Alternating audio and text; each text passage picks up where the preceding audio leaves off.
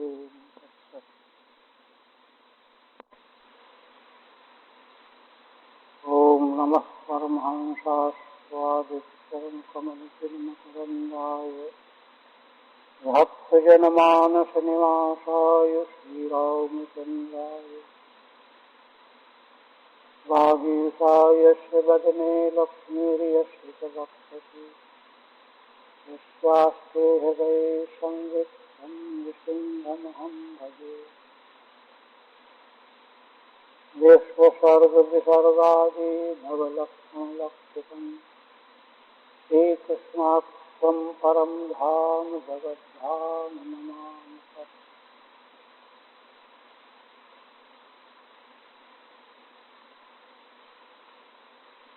श्रीमद्भागवत के प्रथम स्कंध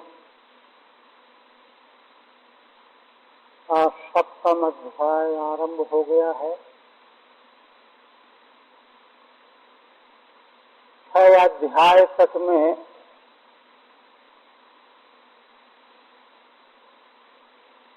ऋषियों ने जो प्रश्न किया था, शौनक आदि ऋषियों ने सूत जी से जो प्रश्न किया था,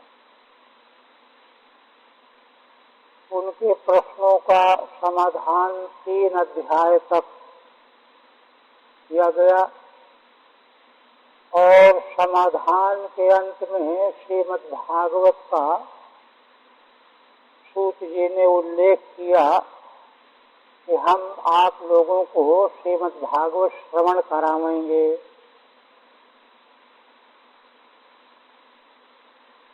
जो भगवान सुखदेव जी के द्वारा महाराज परीक्षित को सुनाई गई थी। वहाँ पर बैठ करके मैंने सुना और जैसा समझ में आया वैसा मैं सुनाऊंगा। इस उद्गार को सुन करके ऋषियों ने पुनः प्रश्न कर दिया। बड़े उत्साहित हुए कि सूत जी, बहुत सौभाग्य की बात है, किंतु यह जो श्रीमद्भागवत आप सुनाने जा रहे हैं, इसका कहाँ प्राकट्य हुआ, किस परिस्थिति में हुआ, किस स्थान पर, किस समय, एक बात। और दूसरा, भगवान सुखदेव जी तो निर्विकल्प समाधि में स्थित रहने वाले हैं। कथा का व्याख्यान तो बहुत समय साध्य है। उनको लोगों ने पहचाना कैसे हस्तिनापुर में, ऐसे संगम हुआ। और महाराज परीक्षित अनशन करके क्यों बैठे, वे तो महाभागवत हैं। इन सारे प्रश्नों को आप हमको बताइए, सुनाइए। देखिए, श्रीमद्भागवत का प्रथम स्कंध उपक्रम स्कंध है। उपक्रम एक प्रकार की भूमिका होती। भूमिका में ये सारी बातें कही जा रही हैं। इसका मतलब यह है कि हम लोगों को भी भागवत सुनने की तैयारी पहले करनी चाहिए और वह तैयारी उपक्रम को हृदयंगम करने से होती। तो फिर आगे चल करके सूत जी ने भगवान व्यास का अवतार, वेदों का विभाजन, समस्त पुराणों की रचना, महाभारत की रचना और असंतोष को निवृत्त करने के लिए देवर्षि नारद जी के द्वारा स्वगुण भगवान के गुणानुवाद की प्रेरणा 6 अध्याय तक हो गए। प्रेरणा प्राप्त करने के बाद 7वें अध्याय में अपने आश्रम में विराजमान भगवान वेदव्यास ने समाहित होकर के भगवान के स्वरूप का, भगवदाश्रित माया शक्ति का और माया के विलास का, जिस विलास में फंस करके जीव अनर्थ भागी बनता है, और चतुर्थ भगवान का वह भक्ति योग जिसका आश्रय लेने से जीव अपने परमानंद स्वरूप को प्राप्त कर लेता है। इन चार पदार्थों का अनुभव किया समाधि में, और इन्हीं चार पदार्थों का विस्तार से विश्लेषण करके श्रीमद्भागवत शास्त्र तैयार किया, सात्वती संहिता। और इस शास्त्र के परम अधिकारी पात्र भगवान सुखदेव जी को पढ़ाया। यहाँ तक की बात हो गई। अब एक छोटा सा प्रश्न करके प्रश्न का उत्तर दे करके फिर एक विस्तृत प्रश्न का उत्तर दिया जाएगा कि महाभागवत महाराज परीक्षित का आश्चर्यमय जन्म कर्म आप बताइए, सुनाइए। आगे के प्रायः सारा प्रकरण 7वें से लेकर के 19वें तक भी कर सकते।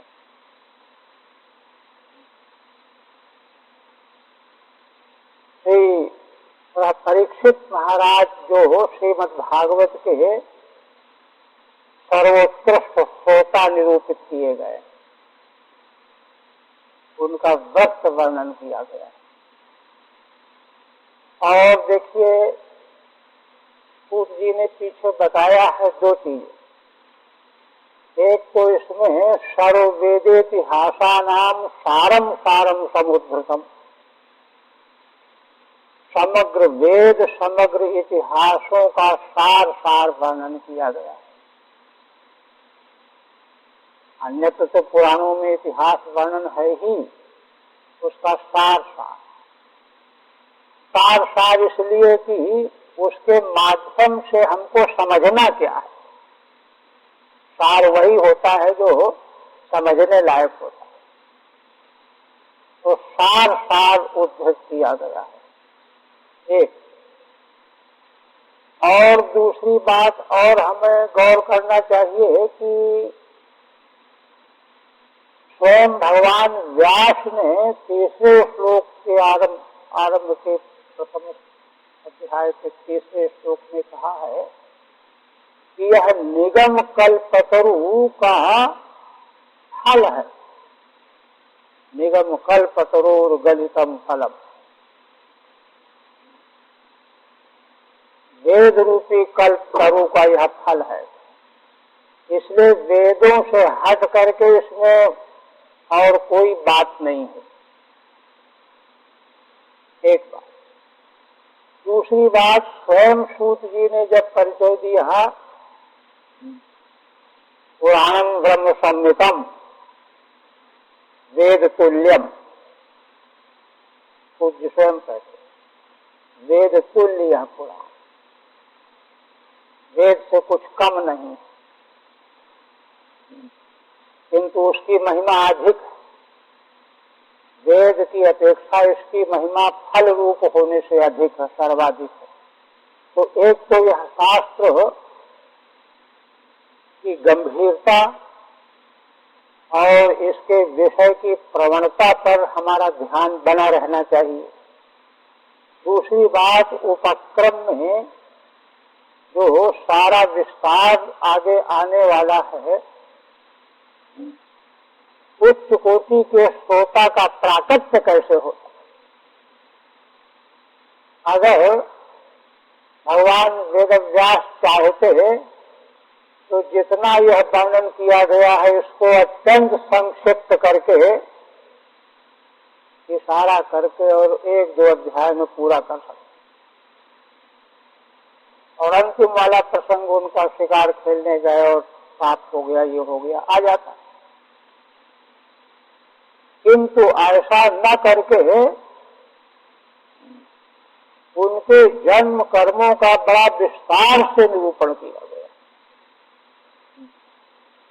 जिसको उपक्रम के रूप में ग्रहण करना बहुत आवश्यक है।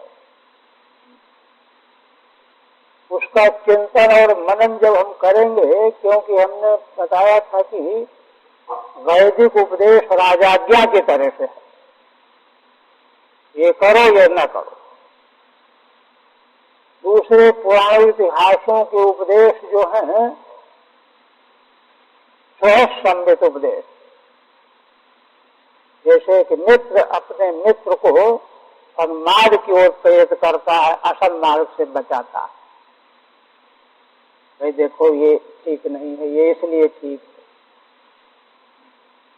श्रीमद् भागवत तो वेद पुराण और कांता सम्मित उपदेश भी है, जिसमें की घटनाओं को, विषय सामग्री को इस तरह से प्रस्तुत किया गया है, उसके भाव को व्यक्त किया गया है कि श्रोता सबसे पहले मंत्रमुग्ध हो जाए। जब मंत्रमुग्ध हो जाएगा, आकृष्ट हो जाएगा, जैसे हम नाटक देखते हैं, काव्य पढ़ते हैं, तो मंत्रमुग्ध हो जाते हैं। और मंत्रमुग्ध हो जाते हैं तो वह विषय गहराई से हमारे भीतर उतर जाता है। इस तरह से उन विषयों को गहराई से भीतर उतारने की दृष्टि से यह विस्तार किया गया। कुल का वर्णन, महाराज परीक्षित जो उत्कृष्ट श्रोता हैं, उनका कुल कैसा, पिता, पितामह, प्रपितामह, पांचों पांडव और उपराष्ट्र विदुर, सबके पितामह, भीष्म पितामह, इनके महत्वपूर्ण जीवन के वृत्त को यहाँ प्रस्तुत किया गया है। देखिए, दो पक्ष होते, मातृपक्ष और पितृपक्ष। तो मातृपक्ष की दृष्टि से महाराज परीक्षित की माँ उत्तरा, पितामही द्रौपदी, प्रपितामही माता कुंती, ये तीन श्रृंखलाएं। और पिंडदान में, तर्पण में देखिए 3 पीढ़ी तक किया जाता है, तर्पण किया जाता है, बलिदान करता है। और इसी प्रकार से पितृपक्ष में तो भीष्म से लेकर के सब आ रहा। उनके उन महत्वपूर्ण व्रतों को,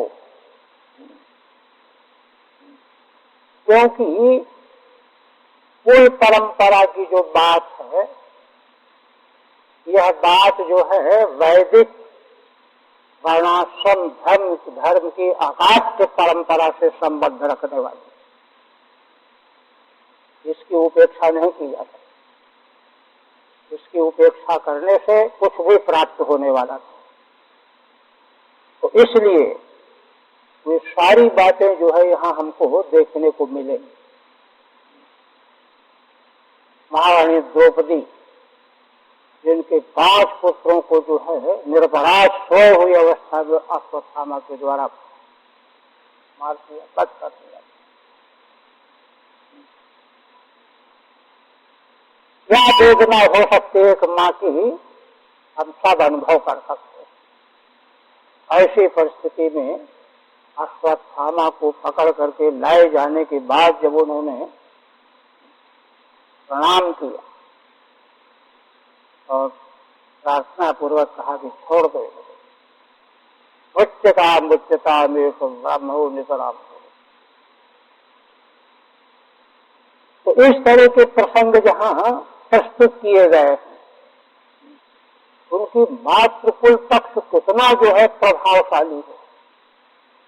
उनकी माता के बारे में तो महाभारत में भरा पड़ा, वहां वर्णन आया है यहाँ भी संकेत है, लेकिन वहाँ विशेष वर्णन है कि जब महाराज युधिष्ठिर को राज्य मिल गया, यज्ञ संपन्न हो गया, अश्वमेध यज्ञ, तब माँ कुंती ने कहा बस अब मुझे बन जाने की आज्ञा, अब मैं नहीं आता। मैं युधिष्ठिर तो घबरा गए। युधिष्ठिर का हृदय जो है बहुत कोमल, वो तो युद्ध जानती, यही वर्णन आएगा। युद्ध के बाद वो महीनों शांत ही नहीं हुए। इतना बड़ा अपराध किया, पाप किया, मैंने हिंसा करवाई, राज्य के लोग में पड़कर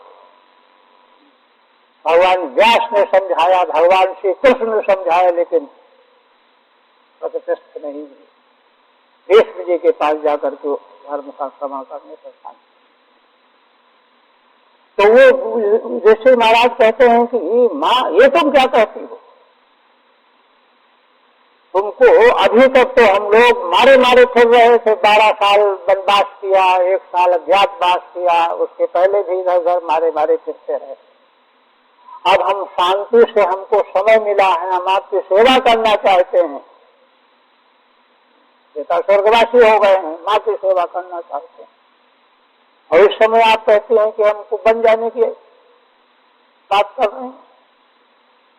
और ऐसा कहते कहते युधिष्ठिर महाराज के मुंह से निकल गया कि यदि आपको यही करना था तो आपने हमको युद्ध के लिए प्रेरित क्यों किया।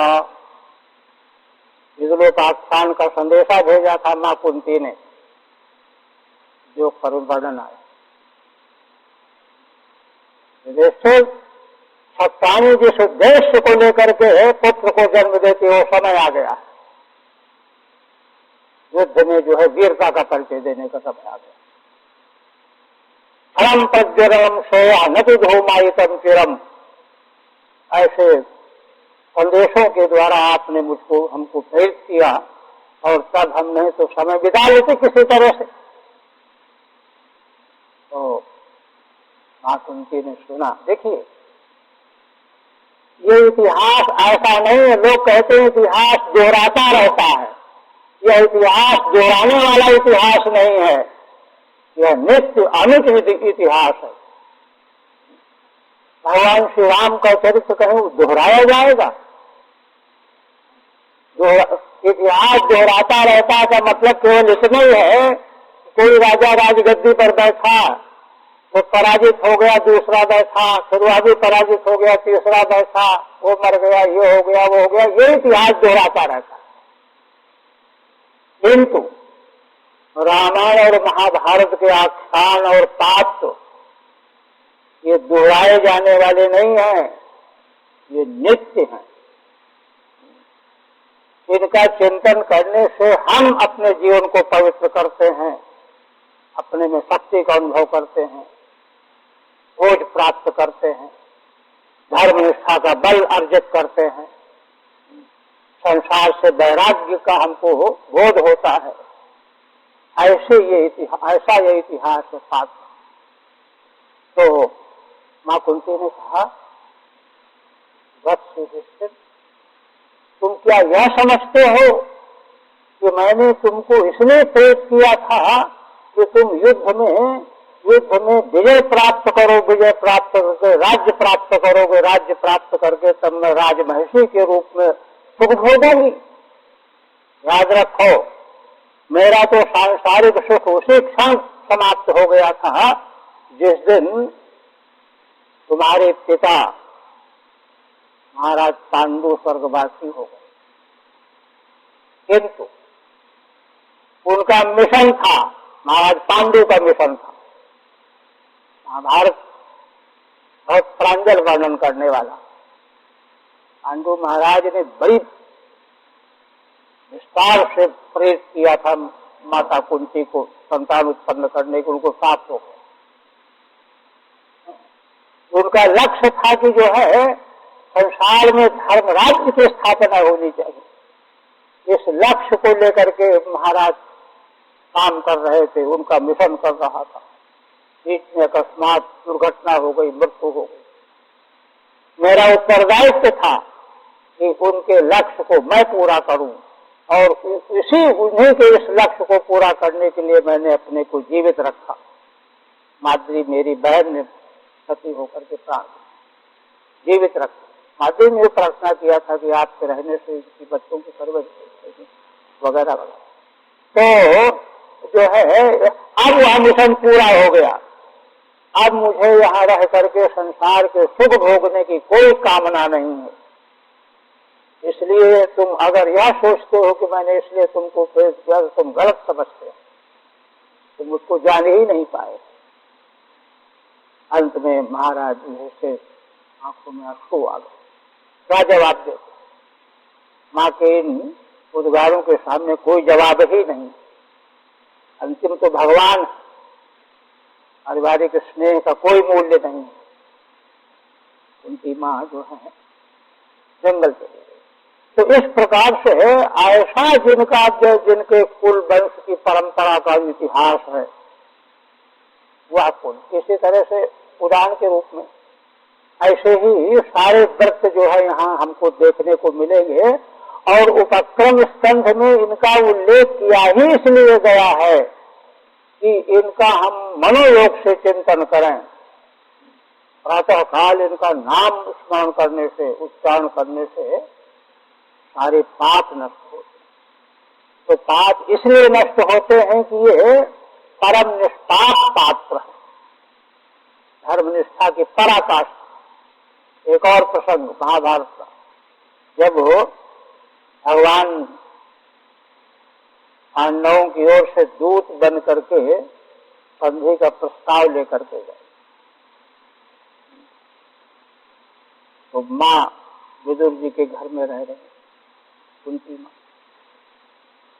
दुर्योधन के सारी साज सज्जा और व्यवस्था, तो व्यवस्था उसने बड़ा आकर्षित करने के लिए कर रखा था, सबकी उपेक्षा करके भगवान सीधे विदुर के घर गए। विदुर के घर में उन्होंने रूखा सूखा भोजन माँ कुंती से वंदना, भगवान का दर्शन करके कुंती माँ रोने लगी, बड़ा रोदन किया, उद्गार व्यक्त किया, बहुत दुख व्यक्त किया। जनार्दन, तुम्हारे होते हुए मेरे पुत्रों की ये हालत हो रही है, दशा हो रही है। धर्म का पालन करने के कारण जो है अगर यही होना चाहिए, तुम देख रहे हो तुम्हारे आंखों के सामने। अब किसी प्रकार से जो है आप इसको संभालो, उद्गार देता। तब भगवान ने उनको उत्तर दिया।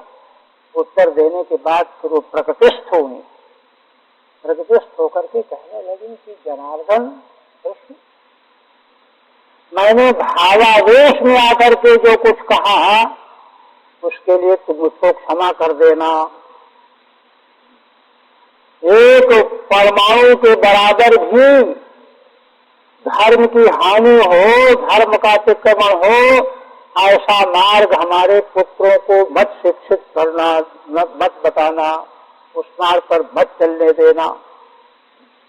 मैं तो इसी प्रकार घुट घुट करके जीवन व्यतीत करके और मृत्यु का वर्ण करूं, किंतु मेरे पुत्र पांडव,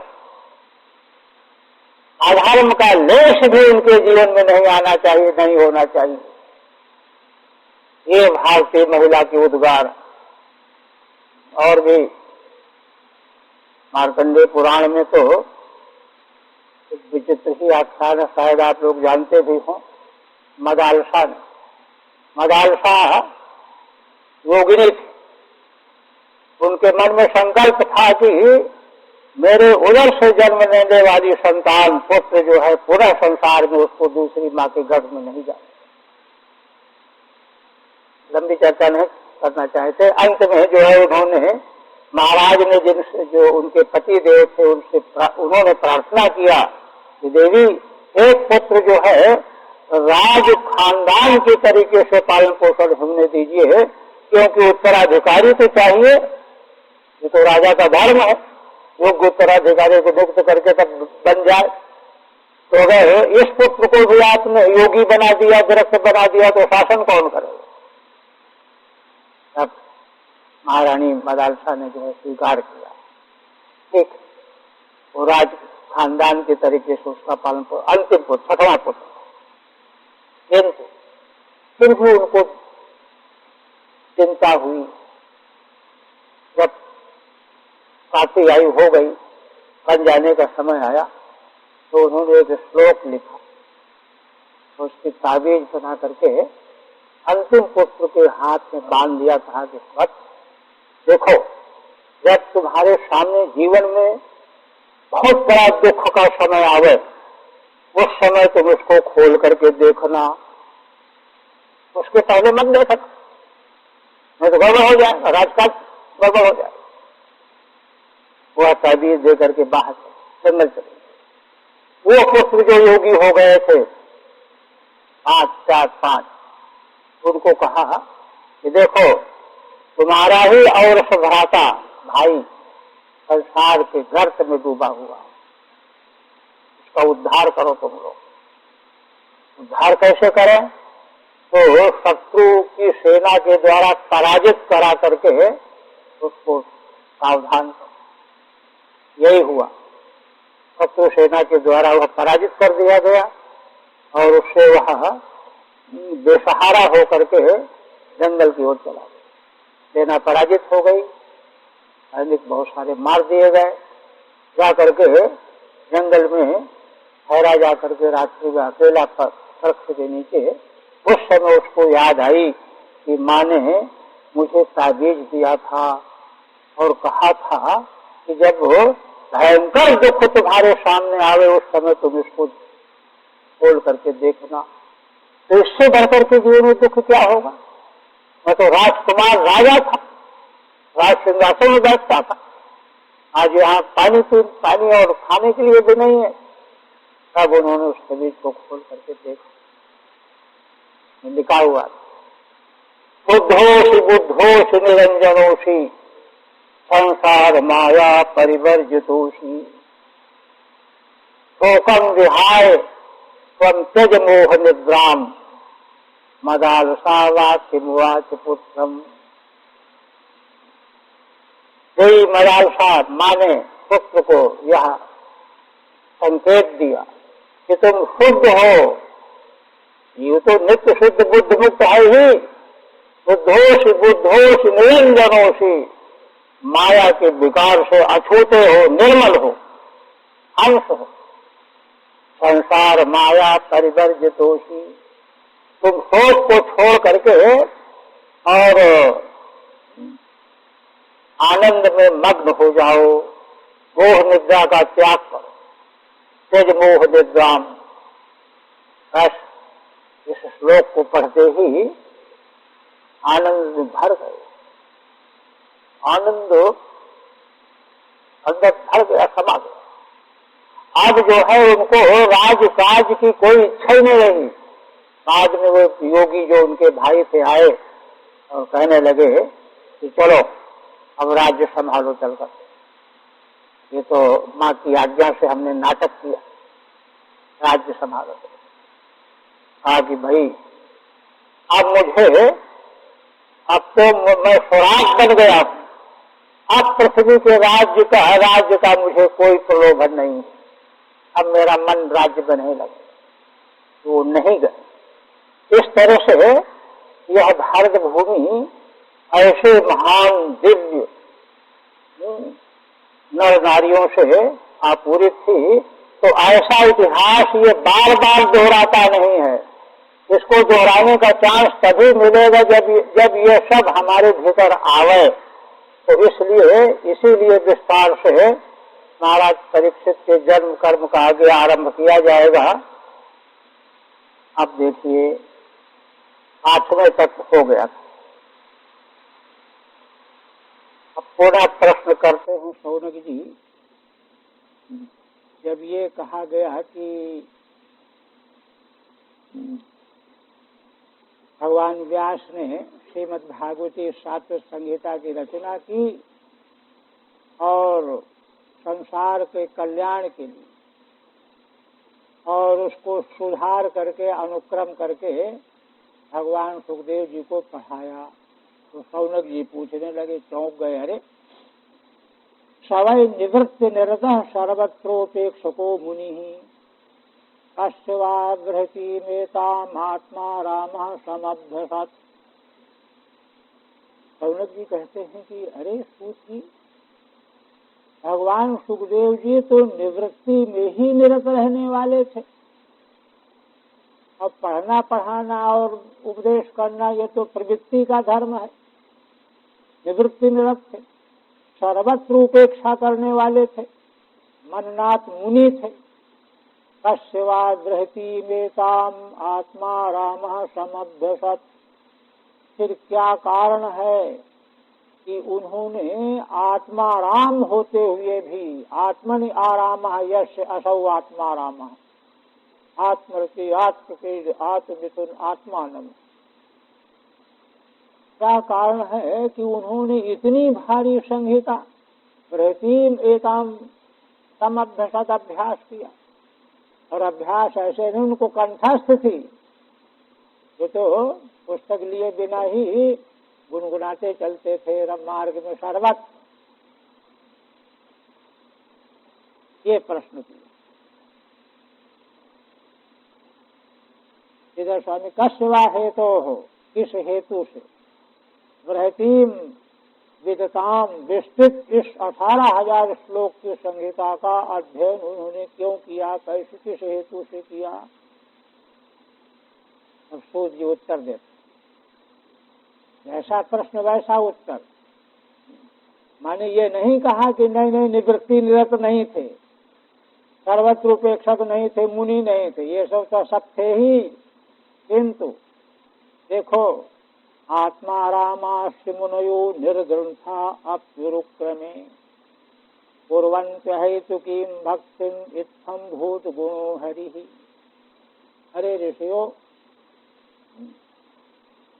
जो आत्मा राम होते जैसे भगवान सुखदेव मुनि, बहुवचन है उन्हीं की जैसे, और भी निर्ग्रंथा है ना, जो ग्रंथों से ऊपर उठ गए हैं, ये तो ग्रंथ है, निर्ग्रंथ हो गए हैं, तो उनको ग्रंथ चिंतन की कोई आवश्यकता नहीं रह गई है। अथवा दूसरा अर्थ है ग्रंथ माने ग्रंथियां, चिज्जत की ग्रंथि, चिज्जत की मूल ग्रंथि है, मूल ग्रंथि के साथ में सैकड़ों वासनाओं की ग्रंथियां, इससे जो निकल गए हैं, ऐसे होने पर भी कुर्वन्त्य हेतुकीं भक्तिम, श्री भगवान की अहेतुकी निष्काम भक्ति किया करते हैं, उनका स्वभाव होता है। भगवान की अहेतुकी भक्ति करने का उनका स्वभाव बन जाता है। और दूसरी बात यह है कि कारण क्या है, स्वभाव क्यों हो जाता है। स्वभाव में तो निर्विकल्प समाधि में स्थित रह सकते थे। कहते हैं कि भाई निर्विकल्प समाधि में रहते हुए भी भगवान श्री हरि के गुण ही ऐसे हैं कि उनके प्रति आकृष्ट हुए बिना वे नहीं रहते। इत्थम भूत गुणो हरि ही। श्रीधर स्वामी कहते निर्ग्रंथाः ग्रंथेभ्यो निर्गताः। सब ग्रंथ वेदांत वेद वेदांग सबसे निकल गए हैं, सार सार उद्धृत करके समझ करके छोड़ दिया। हलाल निधान्यार्थे तेजेत ग्रंथमशेषतः ग्रंथ मध्यस्थ मेधावी ज्ञान विज्ञान तत्परः। पंचदशीकार कहते हैं हलाल निधान्यार्थे तेजेत ग्रंथमशेषतः। अयाल के धान्य निकाल लेता है, अन्न अयाल को बाहर कर देता है, अलग कर देता है, छोड़ देता है, अशेषतः ग्रंथों को छोड़ देता है।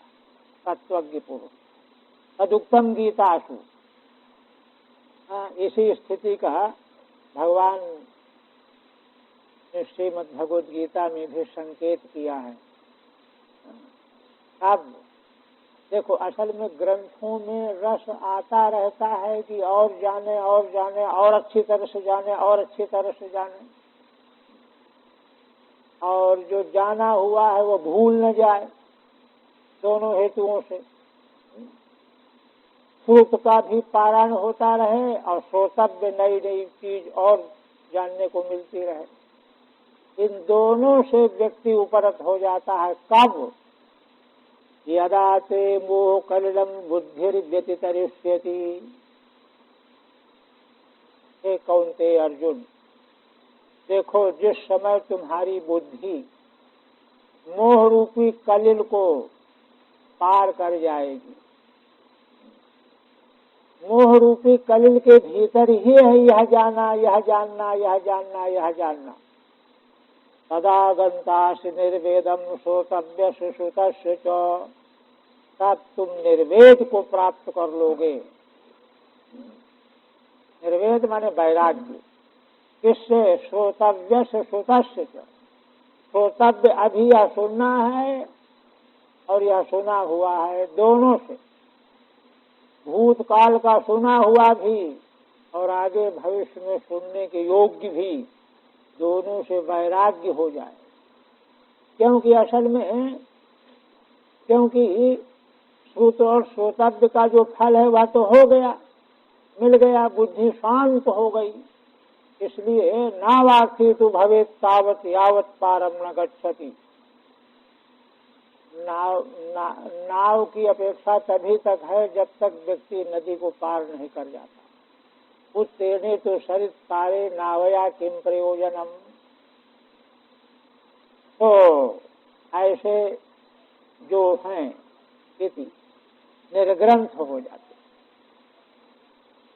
अथवा यद्वा ग्रंथ रेव ग्रंथ, ग्रंथि ही ग्रंथ है, गांठ। ग्रंथि माने गांठ, जड़ ग्रंथि, जड़ चेतन का। निवृत्तः क्रोधाहंकार रूपो ग्रंथिर ये शांते। क्रोध अहंकार रूपी ये उसी असल में जड़ ग्रंथि के ही ये बाल बच्चे हैं। अहंकार करना, कामना करना, लोभ करना, मोह करना, ये हमारा है, ये उसका है, ये सब उसी के बाल बच्चे होते हैं। मूल ग्रंथि है चिज्जड़ ग्रंथि, अहंकार रूप, अहंकृति ही मूल ग्रंथि है। तो इससे जो निकल गए हैं, निर्ग्रंथ हो गए हैं, कोई ग्रंथि नहीं रह गई है। किंतु निवृत्त हृदय ग्रंथया इत्यर्थः, जिनके हृदय की सारी ग्रंथियां निवृत्त हो गई हैं साधन करते करते, वे जो हैं भगवान की अहेतुकी भक्ति किया करते हैं। और लोग तो भक्ति इसलिए करते हैं कि शांति मिल जाएगी, भगवान के प्रति प्रेम बढ़ जाएगा, कुछ न कुछ मतलब रहता है, आप नष्ट हो जाएंगे वगैरह वगैरह। किंतु इनमें तो कोई पाप है नहीं। ननु मुक्ता नाम किम भक्त्या इत्यादि सर्वाक्षेप परिहारार्थ माह। आक्षेप कोई करे कि भाई भगवान की आहुति भक्ति करने का प्रयोजन क्या है? प्रयोजन मनुद्देश्य मनोपि न प्रवर्तते। आखिर कोई न कोई तो बात होनी चाहिए। तो बात असल में आगे माता कुंती की स्तुति में स्पष्ट की जाएगी कि असल में देखिए, जो ऐसे संत मुनिजन आत्मा, उनको लोक लोकांतर का कोई पदार्थ, कोई वस्तु, कोई भोग उनको आकृष्ट करने वाला नहीं, कुछ नहीं चाहिए। किंतु जीवन मुक्त शरीर अभी बना हुआ है, तो जीवन मुक्त शरीर में मन है, हाथ पैर है, स्थूल शरीर बना हुआ है, तो इसलिए उनका मन हठात भगवान की लीलाओं में रमण करने लगा।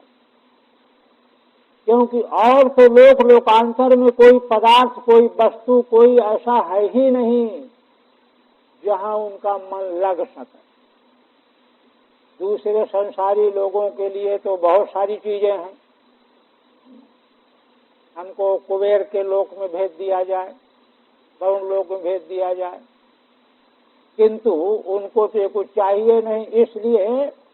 इसलिए भगवान वहाँ प्रयोजन बताते हुए कुंती माता ने कहा कि इसलिए भगवान जो है परमहंसों को भक्ति योग का विधान करने के लिए अवतार ले।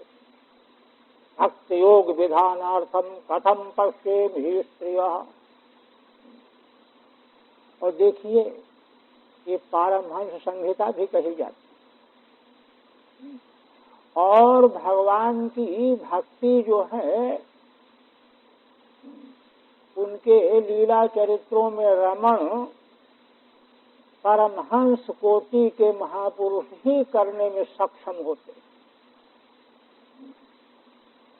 इसलिए ये बात तो दूसरी है कि फिर जो है वह तो वस्तु ऐसी है कि सामान्य व्यक्ति का भी उससे कल्याण हो जाता है, किंतु जो अमलात्मा परमहंस आत्मा राम हैं वे बिना किसी प्रयोजन के निष्काम भगवान की भक्ति करना उनका स्वभाव बन जाता। और दूसरी बात यह है कि इत्थम भूत गुणो हरि ही, भगवान असल में इस प्रकार के लीला चरित्र व्यक्त करने के लिए अवतार ही लेकर के आते। एक बात और श्रीमद् भागवत में 2-3 जगहों पर यह बात स्पष्ट कर दी गई है कि भगवान का अवतार अगर न हो तो भक्ति की बात तो दुर्लभ है ही। संसार में जो धर्म का आचरण हो रहा है, कर्म का विस्तार हो रहा है, यज्ञ हो रहा है, योग की साधना हो रही है, कीर्तन हो रहा है, ये हो रहा है, वो हो रहा है, ये सब भी खत्म हो जाता। ये तो भगवान के अवतार लेने से ही समग्र वैदिक परंपराओं के साधन जो है संसार में जीवित बने रहते हैं, सुरक्षित रहते हैं। ये और यही जो है काम भगवान करने के लिए ही अवतार लेकर के आया करते हैं। केवल दैत्यों को मारने का काम तो दूसरे प्रकार से भी हो सकता है। संकल्प मात्र से जो भगवान संकल्प मात्र से अनंत कोटि ब्रह्मांड की रचना कर सकते हैं, अनंत कोटि ब्रह्मांड एक क्षण में प्रलय कर सकते हैं, संहार कर सकते हैं, उनके लिए 2 कौड़ी के असुरों का संहार करना कौन बड़ी बात। किंतु ये 2 प्रयोजन बिना भगवान के अवतार लिए सिद्ध हो नहीं सकते। भगवान के चरित्रों में आकृष्ट करने वाली बात, चरित्र जब करेंगे तभी तो आकृष्ट होंगे। और दूसरा धर्म का जो आदर्श, श्री राम के रूप में भगवान धर्म का आदर्श स्थापना करने के लिए प्रकट हुई। और भगवान श्री कृष्ण को धर्म की स्थापना और मोक्ष की स्थापना, भक्ति योग की स्थापना, सबकी स्थापना करने के लिए उनका बहुआयामी व्यक्तित्व है। यह सब जो है तो इसलिए इत्थम भूत गुणो हरि ही।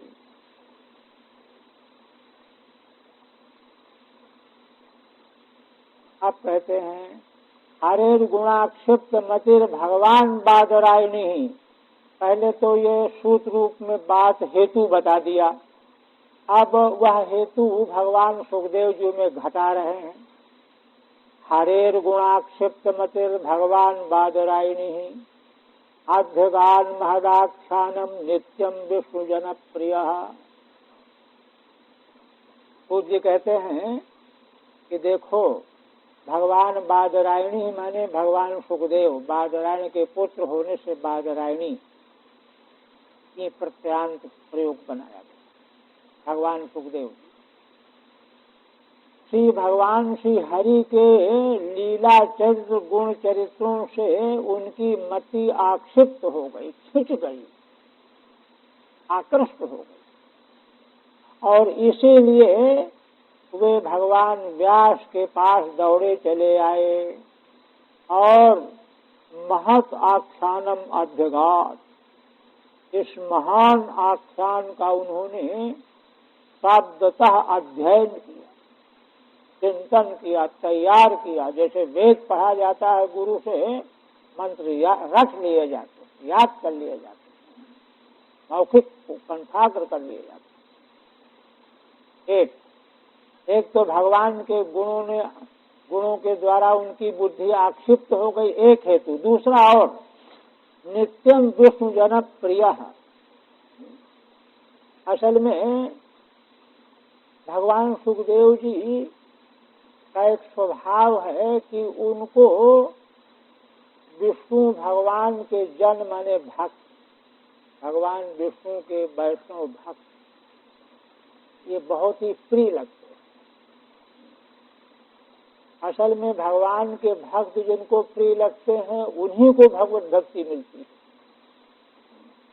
तो नित्यम विष्णु जन प्रिय, तो जब भगवान के भक्तों से बड़ा प्रेम रखते हैं, नित्य माने निरंतर, कभी भी प्रेम में उनका नहीं आती, तो इसके लिए क्या करना पड़ेगा? देखो, भक्तों के बीच में बैठने के लिए कुछ सुनो, कुछ सुनाओ, कुछ बोलो, कुछ उनकी सुनो, ये तो होगा संग, सत्संग। तो इसके लिए अध्ययन करना पड़ेगा। अब अध्ययन करने के लिए सब आवश्यकता पड़ेगी, क्योंकि इसी के बहाने सत्संग में महान विष्णु जनों से जो है संपर्क का अवसर मिलेगा। श्रीधर स्वामी कहते हैं, ननु भक्तिम कुर्वन्तु नाम। आप देखिए कैसा बारीक प्रश्न करते हैं। ठीक है, भगवान की भक्ति करते हैं आत्माराम मुनि जन, तो करें, ठीक है, किंतु एतत् शास्त्राभ्यासे सुखस्य किम कारणम। किंतु श्रीमद् भागवत शास्त्र इतना बृहद 18,000 श्लोक वाला, इसका अभ्यास उन्होंने क्यों किया, इसका क्या कारण है? तो दो कारण बता रहे हैं। हरे रीति अध्यगात अधीतवान, भगवान के मंगलमय गुणों से आकृष्ट होकर के इस शास्त्र का अध्ययन किया। भगवान के गुण जिसको आकृष्ट कर लेते हैं, वह भगवान के लीला चय सुने बिना रह ही नहीं सकता। रामचरित जे सुनत अघाही, रस विशेष जाना तिन नाही। और कहते हैं, दूसरा कारण बता रहे हैं, विष्णु जना प्रिया यस्य, भगवान विष्णु के भक्तजन उनको बहुत ही प्रिय होते हैं।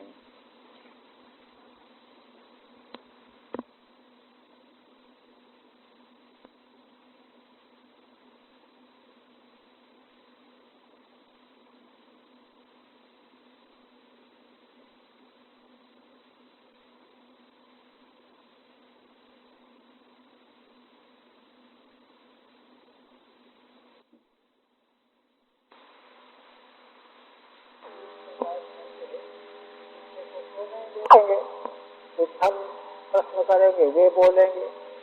तत्संगति काम इति भावः, ये उत्तर दो।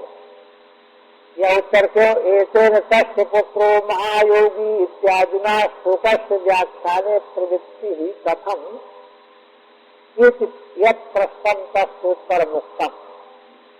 इस उत्तर के द्वारा जो ऋषियों ने प्रश्न किया था कि भगवान सुखदेव जी व्यास जी के पुत्र तो महायोगी थे, उन्होंने जो है इतने लंबे शास्त्र का अध्ययन कैसे किया और उनको सुनाया कैसे, तो इस प्रश्न का उत्तर यहाँ हो गया।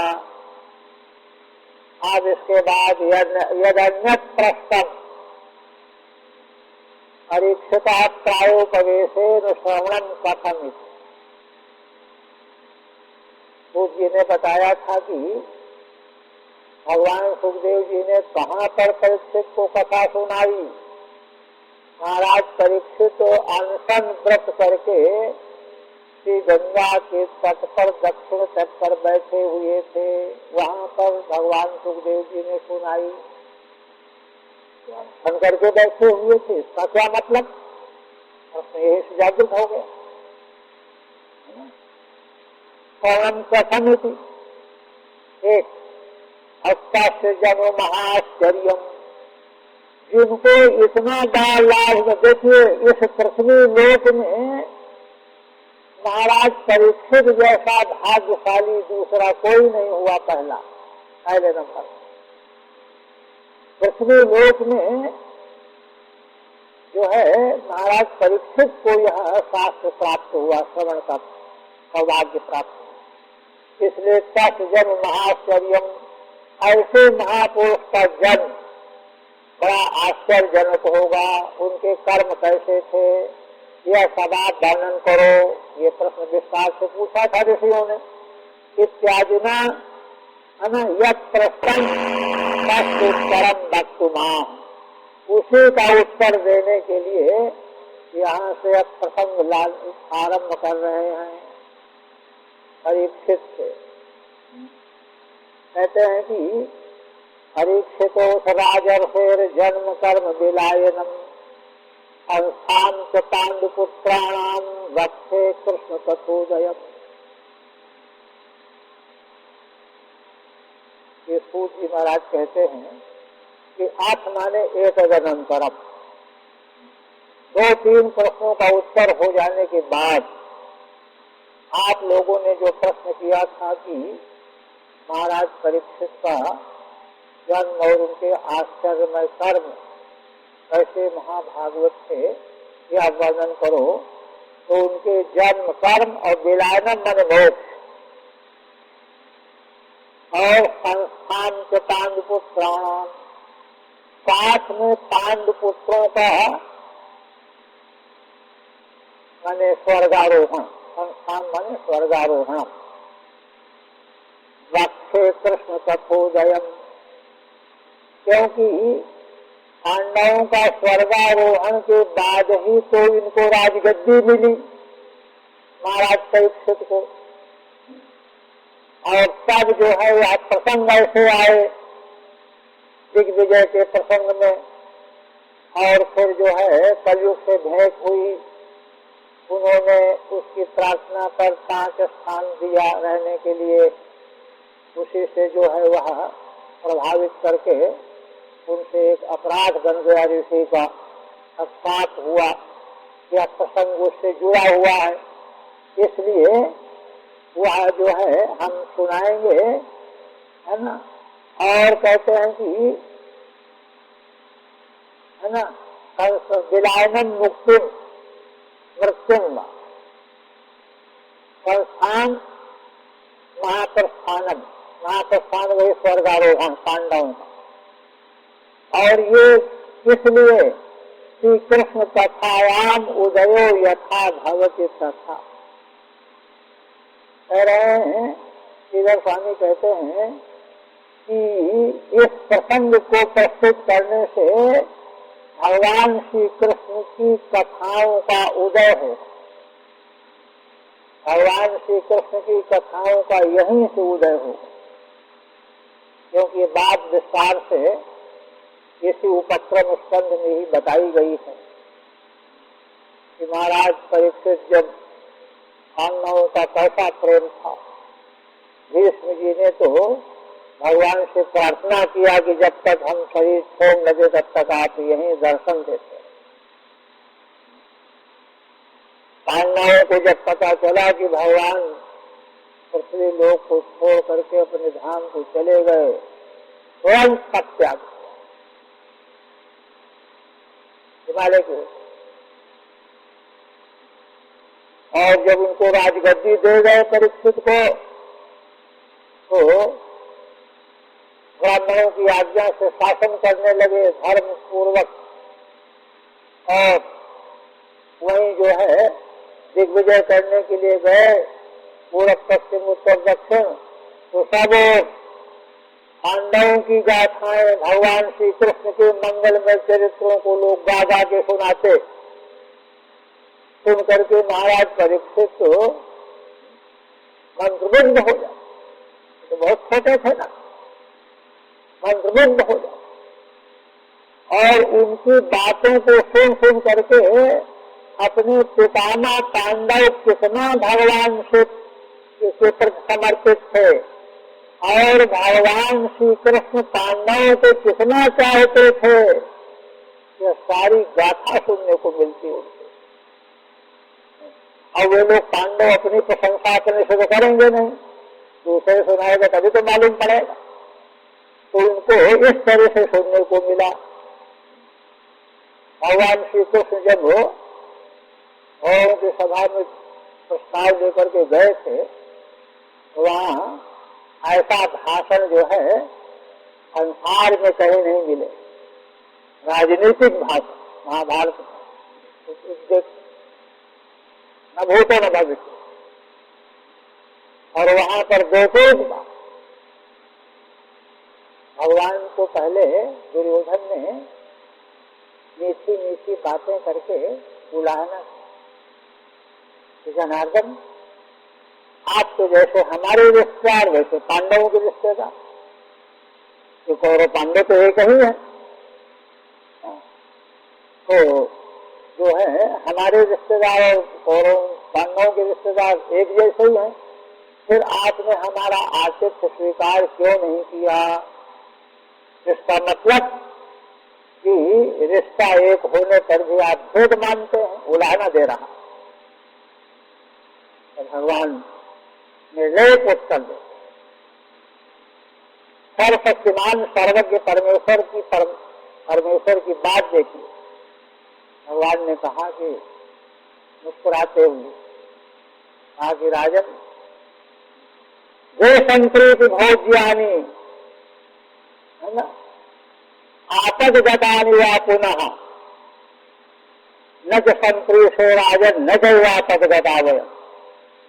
देखो राजन, दूसरे के यहाँ भोजन दो परिस्थितियों में किया जाता है। या तो कोई व्यक्ति इतना प्रेमी हो कि अगर भोजन नहीं करोगे तो हम भी नहीं करेंगे, मर जाएंगे, इतना प्रेम करने वाला हो तब हम उसके यहाँ भोजन किया। या कोई व्यक्ति आपत्ति का मारा हुआ है, मुसीबत में है, 4 दिन से कुछ मिला ही नहीं खाने को, तब कर लेगा, या जैसे मिले प्राण रक्षा के लिए। धर्मशास्त्र की आज्ञा है कि प्राणों का नाश नहीं होना चाहिए, प्राणों की रक्षा करनी चाहिए।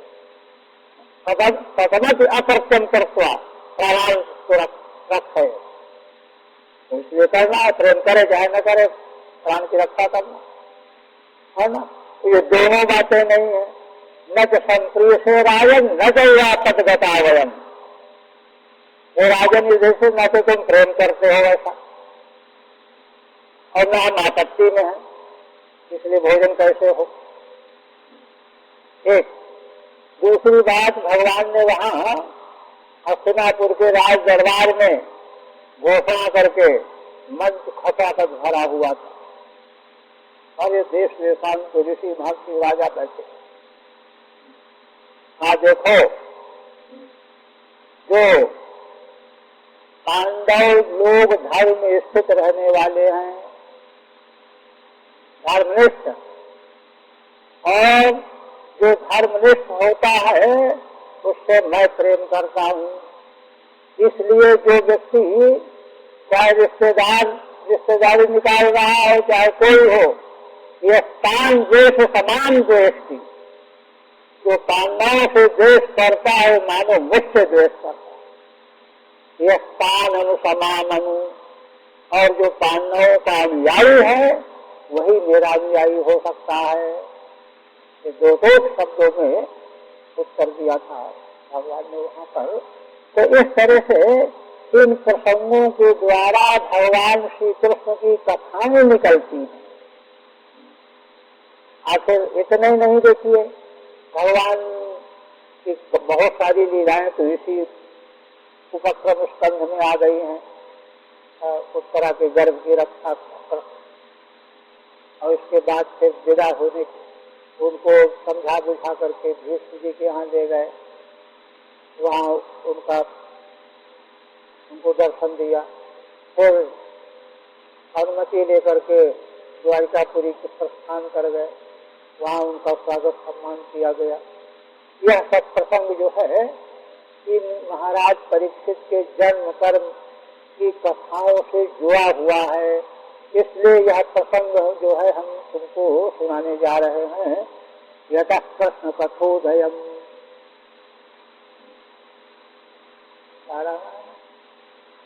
श्री कृष्ण कथा नाम उदय यथा भवत कथा। आप देखिए, यदा मृधे कौरव संजयानां वीरे स्वथो वीर गतिं गतेषु वृकोदराद्युद्ध गदाभिमर्श भग्नोरुदंडे धृतराष्ट्रपुत्रे। जी कहते हैं, पहले देखे टीका में कहते तत्र परीक्षितो जन्म निरूपयिष्यन्, महाराज परीक्षित के जन्म का निरूपण करना है। 2 अध्याय लग जाएंगे। और आदौ तावद गर्भस्थ एव अश्वत्थामनो ब्रह्मास्त्रात् कृष्णेन रक्षिता। तो इसलिए महाराज परीक्षित के जन्म की मूलभूत बात यहाँ प्रस्तुत करने जा रहे हैं कि है ना, जब महाराज परीक्षित माँ के गर्भ में थे, गर्भस्थ थे, उसी समय अश्वत्थामा के ब्रह्मास्त्र से उनका नाश कर दिया गया।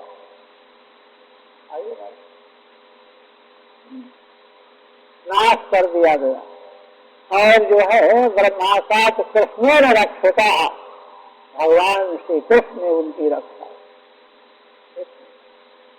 भगवान जिनकी रक्षा करना चाहते हैं, प्रसंग तो विस्तृत आगे आएगा स्वयं ही, तो इस तरह से यह उनकी महिमा से संबंधित प्रसंग, इसलिए इसको यहाँ आरंभ कर रहे हैं। नहीं तो संक्षेप में 2 अध्याय में पूरा प्रसंग ला सकते थे, किंतु जो मैंने जो एक विशेष जो महत्व का, क्योंकि श्रीमद् भागवत भाव शास्त्र, वेदों में शब्द का प्राधान्य है, महत्व है, वाच्यार्थ का प्राधान्य।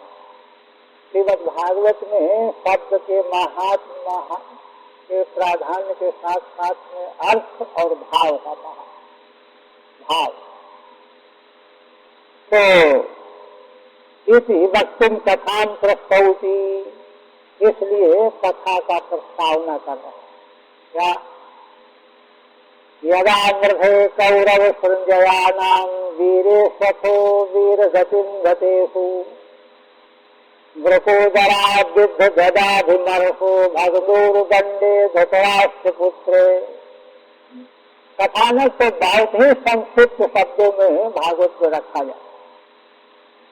सूर्य कहते हैं कि यदा माने जिस समय कौरव संजयानां मृधे, कौरव और पांडवों के युद्ध में, महाभारत के युद्ध प्रांगण में, यद्यपि पांडव भी कौरव ही हैं, किंतु संजय वंशी धृष्टद्युम्न जो है उनकी सेना के सेनापति थे, इसलिए 2 पार्टी युद्ध में बनाने के लिए कौरवों को अलग कर दिया और संजय को धृष्टद्युम्न जो सेनापति थे उनका अलग से उल्लेख कर दिया।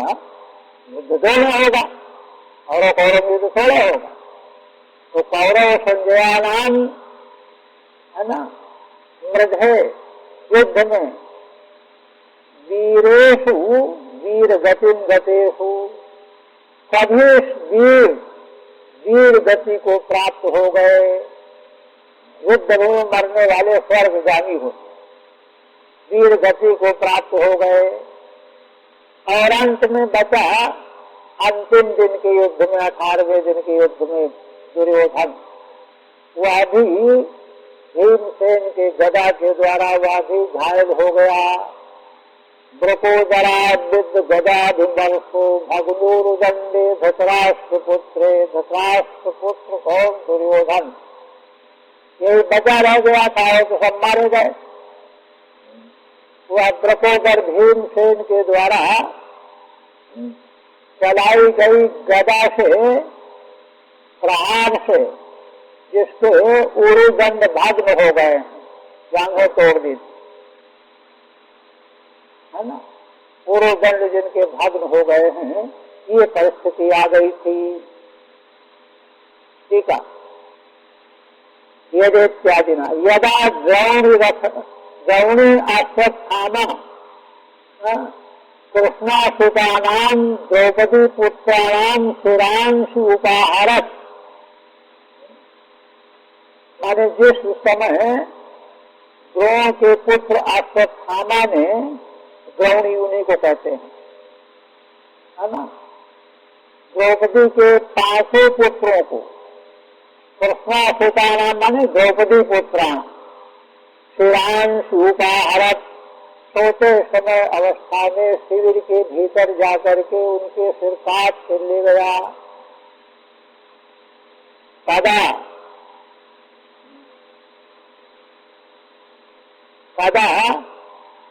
तन माता अरुदत, उस समय उनकी माता, पुत्रों की माता द्रौपदी ने बड़ा रुदन किया, विलाप किया। और शांत है, सांत्वयन किरीति माल्य अर्जुन आह इस तृतीय नान्वया।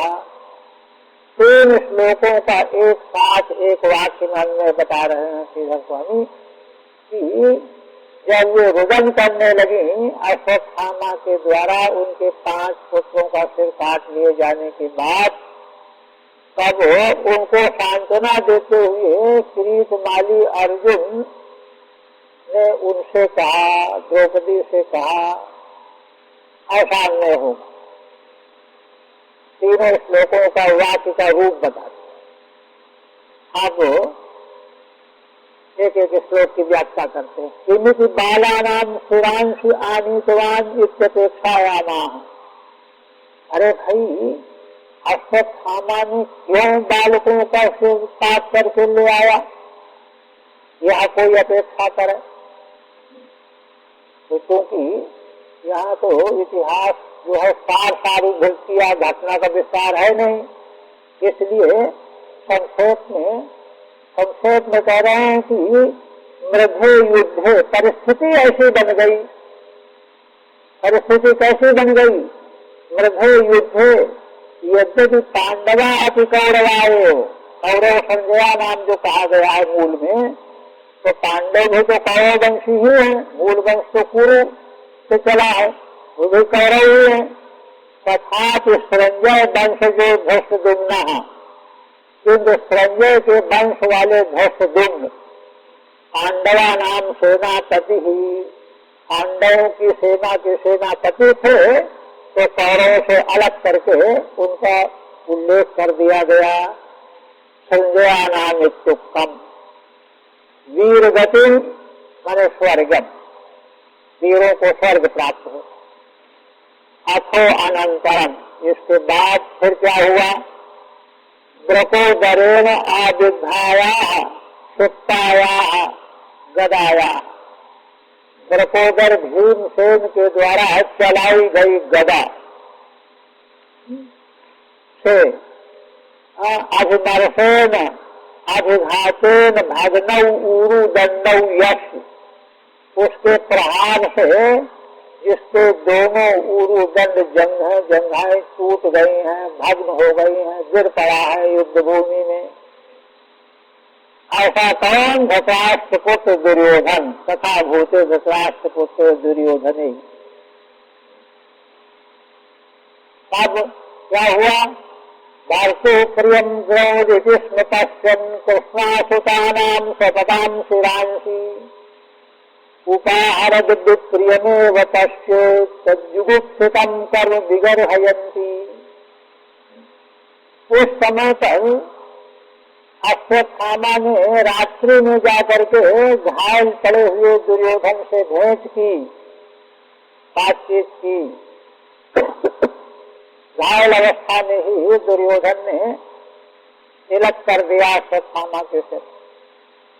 अपने स्वामी राजा दुर्योधन का प्रिय करने की इच्छा से आया शिविर में और कृष्णासुतानाम स्वपदान शिरांशी, मैंने उसने देखा कि इससे हमारे महाराज को खुशी होगी,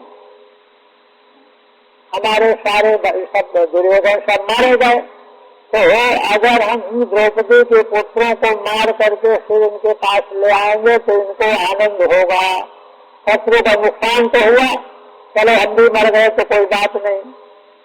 ऐसा देखते हुए कृष्णासुतानाम स्वपदाम शिरांशी, सोए हुए द्रौपदी देवी के पुत्रों के सिर काट डाला। उपाहरण विप्रियमेव तस्य तज्जुगुप्सितम कर्म विगर्हयन्ति, और जा करके दुर्योधन को सामने प्रस्तुत कर दिया, किंतु उसने कटोला अंधेरे में रात्रि पहचान गया कि पांडवों के सिर तो हो नहीं सकते, तो कोमल है, समझ गया। तो उसको बड़ी गिलानी, दुर्योधन बड़ी गिलानी, उसको साथ देखा गिलानी की अवस्था में ही तुम्हारी मृत्यु, विप्रिय नहीं होता, माने उसके उस अश्वत्थामा के उस कर्म को, वह कर्म जिसकी खुशी के लिए किया उसको भी कई विप्रिय लगा, बुरा लगा, और इसीलिए तज्जुगुप्सितम कर्म विगर्हयन्ति, अश्वत्थामा के उस अत्यंत निकृष्ट जुगुप्सित घृणित कर्म की सारा संसार निंदा करता है। भले लोग अच्छे लोग तो सभी निंदा करते ही हैं।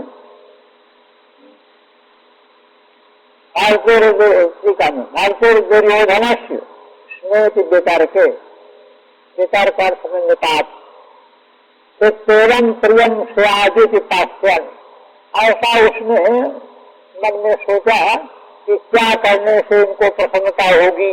घायल अवस्था में दुर्योधन को हमारे राजा हैं आखिर, तो अगर हम द्रौपदी के पुत्रों को मार करके ले जाएंगे तो बंधु छिड़ना हो, इससे खुशी होगी इनको कि चलो हमको पराजित किया तो राज्य मिला, तो क्या मिला, ऐसा समझ करके वह प्रेम प्रेम स्वादित पश्यन कश्य तद विप्रिय मेरे वाक्यांतरम, और उसने सिर काट लिया द्रौपदी के पुत्रों का, किंतु उसका यह कर्म दुर्योधन को भी नागवारा गुजरा, विप्रिय लगा, असंतोष पैदा करने वाला हुआ।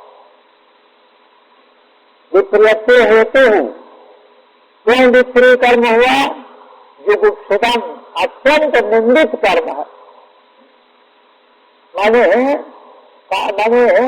जहाँ धर्मशास्त्र का नियम है, युद्ध भूमि में भी शत्रु अगर सावधान न हो तो प्रहार नहीं करना चाहिए, शस्त्र न हो तो प्रहार नहीं करना चाहिए, अन्यमनस्क हो तो प्रहार न करे, हाथ जोड़ रहा हो तो प्रहार न करे, भाग रहा हो तो प्रहार न करे। वहाँ सोई हुई अवस्था में बालकों को माने इतना निंदित कर्म, इससे गर्भित कोई हो ही नहीं सकता, ऐसा निंदित कर्म किया। अब क्या हो? माता शिशूनाम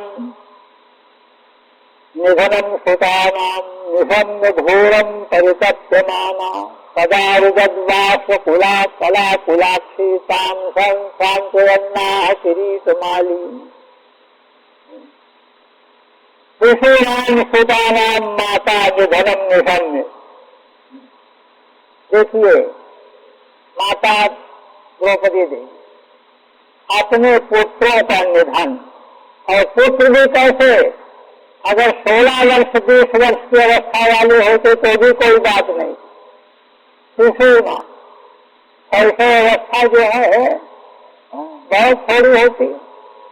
शिशु अवस्था वाले अपने पुत्रों का यह निधन देखा जब उन्होंने, और कहते हैं घोरम निधनम, माने इतना घोर निकृष्ट निधन ऐसा नाश परितप्त माना।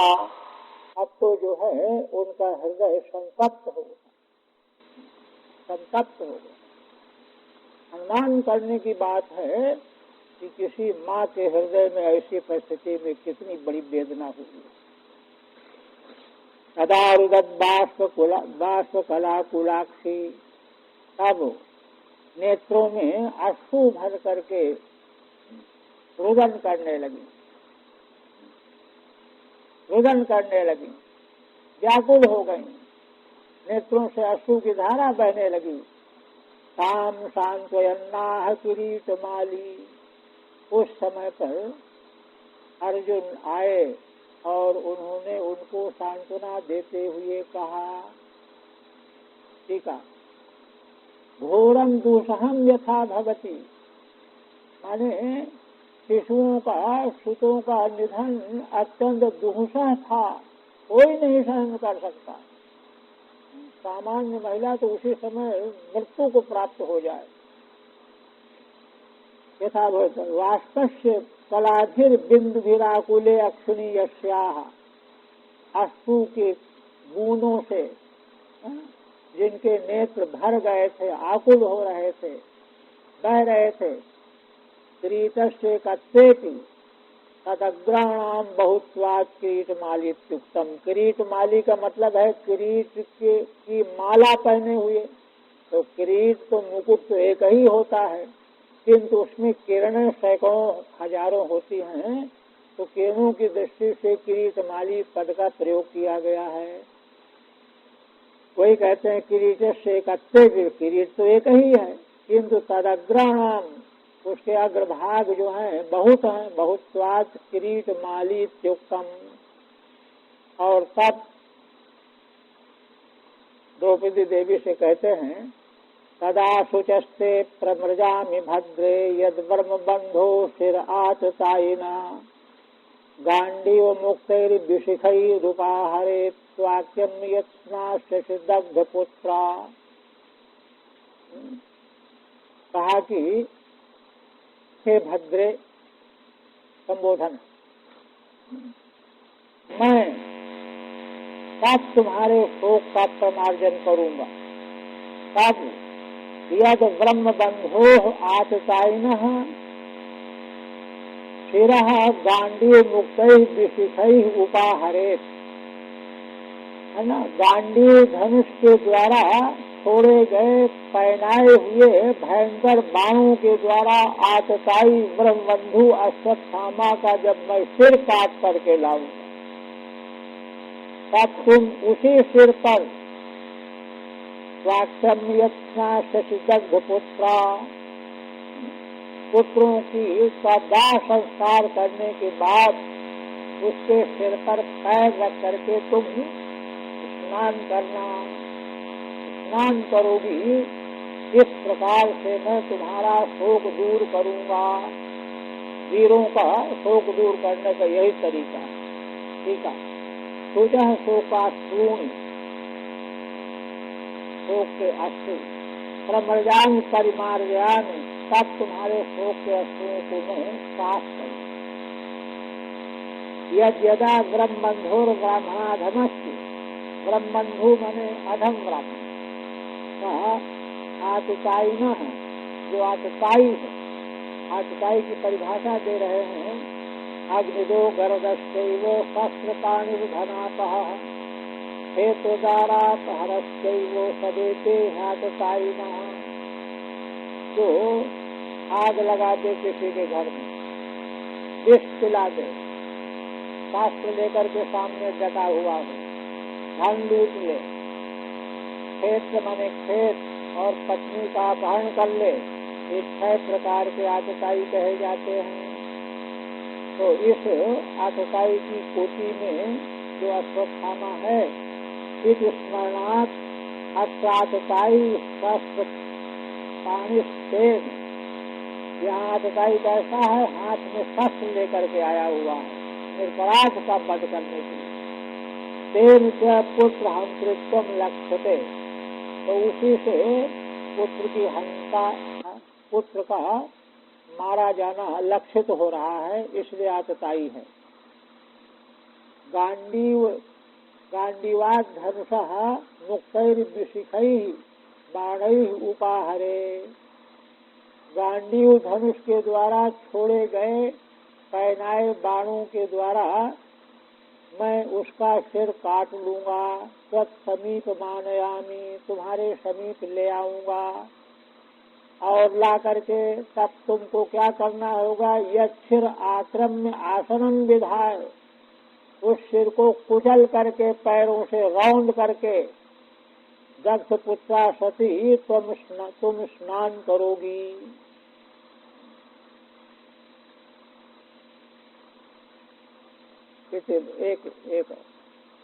इति प्रियाम बल्गु विचित्र जलपै सशांत्वयित्वाच्युत मित्रसूतः अन्वाद्रवदंशित उग्र धन्वा कपिध्वजो गुरुपुत्रम रथेन। इस प्रकार से सूत जी महाराज कहते हैं कि बल्गु माने प्रिय लगने वाले विचित्र वक्तव्यों के द्वारा अपनी प्रिया द्रौपदी को सांत्वना दे करके अर्जुन ने सह अच्युत मित्र सूता, अर्जुन का विशेषण सह का अच्युत माने भगवान श्री कृष्ण जिनके मित्र भी हैं और सूत भी हैं, सारथी भी हैं, ऐसे अर्जुन अन्वाद्रवदंशित उग्र धन्वा, है ना, उग्र धनुष गांडीव हाथ में लेकर के और जो है कवच धारण करके दंशित होकर के कपिध्वजो गुरुपुत्रम रथेन, उनके रथ में हनुमान जी की ध्वजा रहती है, तो उग्र धनुष हाथ में लेकर के कवच धारण करके रथ में बैठ करके भगवान श्री कृष्ण के साथ गुरुपुत्र अश्वत्थामा का पीछा किया। अन्वाद्रवत माने पीछे उसको पकड़ने की चेष्टा की। बस यहीं तक